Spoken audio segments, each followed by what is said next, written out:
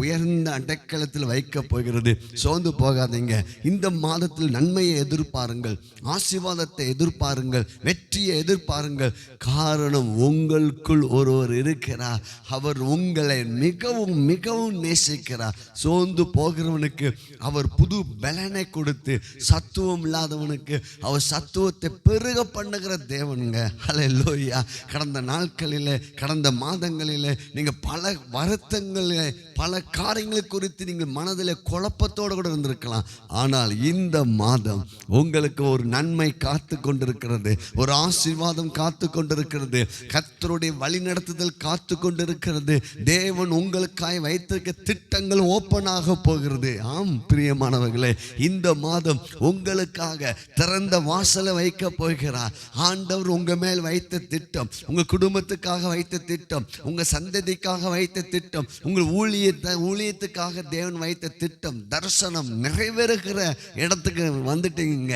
இது எப்படி இருக்கு தெரியுமா? சிறைச்சாலையிலிருந்து யோசேப்பை விடுவித்து அப்படியே சிங்காசனத்துக்கு போகக்கூடிய அந்த நாள் போல கர்த்தர் இந்த மே மாதத்தில் உங்களுக்கு ஒரு அற்புதமான, ஒரு உயர்வான, ஒரு கிருபை நிறைந்த ஒரு வாழ்வை கர்த்தர் கொடுக்க விரும்புகிறார். எனக்கு பிரியமானவர்களே, உங்களுடைய சோர்வுகளை உதறி போடுங்கள். தேவனே, உம்முடைய வார்த்தை மூலமா என்னோடு பேசும், உம்முடைய வாக்குத்தத்தத்தின் மூலமா என்னோடு பேசும். உம்முடைய பிரசன்னத்தினால, உம்முடைய அபிஷேகத்தினால என் வாழ்க்கையில் இருக்கிற எல்லா சோர்வுகளை, எல்லா கவலைகளை, எல்லா வேதனைகளை, எல்லா அவிவிசுவாசங்களை, எல்லா இருமனங்களை, எல்லா குழப்பங்களை எடுத்து போடும் ஆண்டவர் என்று சொல்லுங்கள்.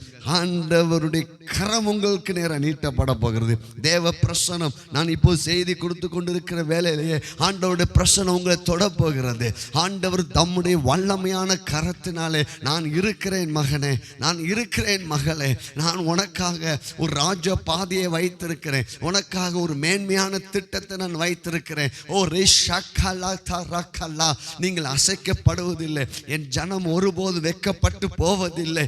ஒருவேளை பல வருடங்கள் நீங்கள் காத்திருந்திருக்கலாம், பல மாதங்கள் நீங்கள் காத்திருந்திருக்கலாம். ஆனால் இந்த மாதத்திலே தேவன் தம்முடைய கரத்தை நீட்ட போகிறார்.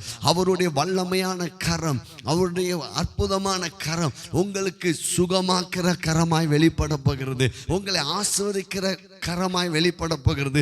உங்களுக்கு வேண்டிய தேவைகளை இந்த மாதம் மாத்திரம் இல்லைங்க, உங்க வாழ்நாளெல்லாம் உங்களுடைய தேவைகளை சந்திக்கிற, உங்களுக்கு போதுமானதுக்கும் அதிகமாய் கொடுக்கிற ஓ ஜீவனுள்ள கரம், அது இயேசுவின் கரம் உங்களுக்கு நேரம் நீட்டப்படுகிறது. ஆமென். கர்த்தருடைய ஆசீர்வதிக்கிற கரத்தை நாம்